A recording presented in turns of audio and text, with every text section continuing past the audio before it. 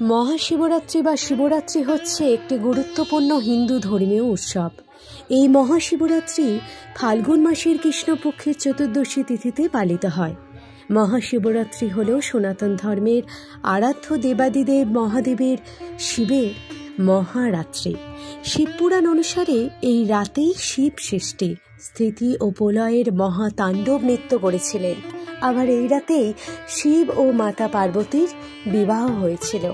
অন্ধকার আর অজ্ঞতা দূর করার জন্য এই ব্রত পালিত হয়। এই দিনে আমরা সকলেই শিবলিঙ্গে গঙ্গা জল, দুধ, বেলপাতা, ফুল দিয়ে পুজো করে থাকি।